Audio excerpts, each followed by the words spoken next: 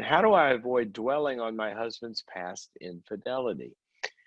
We have reconciled after a long separation, but I'm still haunted by questions and insecurities, fear of what his thoughts and memories might be. Okay, well, it's a good question. It is a question that's experienced, obviously, by lots and lots of people because there's a lot of infidelity that goes on out there.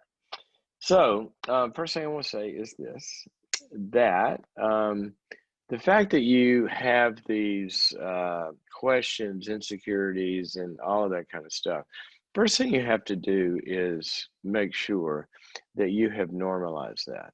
Okay, now you had a separation, which means I'm assuming that you guys did really, really face this problem and you've reconciled, which means during that separation, I'm assuming some really good things went on where you were fully dealing with this and all of this.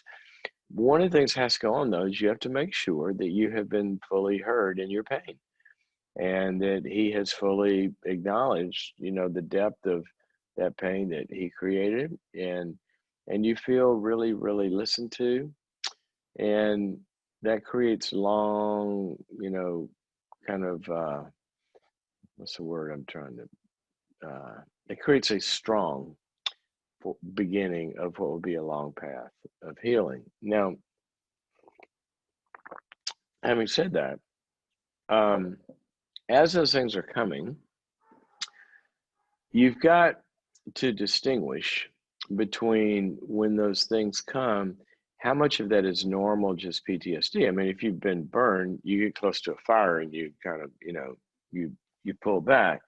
Well, you've been burned, and so you get close to trusting and you pull back. So some of that is normal, okay? And your therapist, hopefully you're in some therapy, is going to help you to be very mindful about those things, those thoughts as they come, to just accept them. And here's what I want you to ask. I want you to ask basically a diagnostic question about them. Is this just more of the grief? Okay.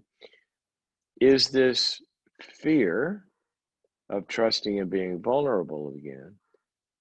Or is this a defense mechanism because I am starting to trust to be vulnerable?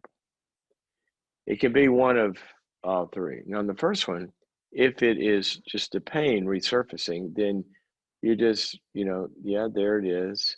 There it is again. It really did hurt, and process it. And generally, when you begin to talk about that, it kind of gets another layer of pain out, and somebody's listening to you, and then it kind of dissipates for the moment, like the other grief and hurt.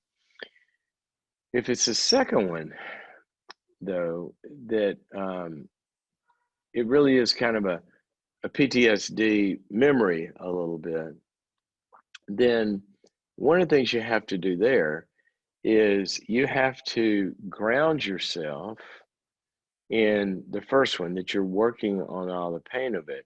But you also have to ground yourself at those moments, because PTSD is very subjective, it gets very global, that you have to begin to ground yourself in what is true now. Okay, so yeah, I'm afraid, but I have to remind myself.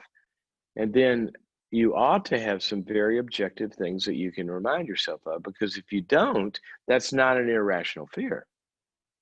And they would sound like, he really has seen how much he hurt me. He really has seen the error of his ways. He's really sorry for those. He's really turned around and is working his life in a very different path. He's more involved with me. We're headed places together. We feel connected. We have good times. He's pursuing his own recovery. He pursues getting well on his own. I don't have to drive him to it. He goes to his therapist or his accountability group or his meetings. He's pursuing becoming a righteous person that's trustworthy. A bunch of stuff that you should be in the reconciliation process. Those are anchors. I wrote a book on this called Necessary Endings, and part of it is, when do you have hope? When is an ending unnecessary? Because there really is hope that this could get better. And when is one, there's really no hope. Well, when you begin to see those things, then that can battle some of the PTSD and help you to let go of it. And then get lost in the moment of the present of the real connection that you guys are building. Okay, now as that increases, then the other stuff will, excuse me, will decrease. Now, the third one about the defense mechanism, sometimes that's exactly what it is, that these things will pop up. Oh, yeah, remember because you are actually trusting. And that's when you give yourself permission to, okay, I'm taking a step here that's scary, but I'm going to take that step and it's scary. And you tell him, I'm a little scared right now, but I want you to help me.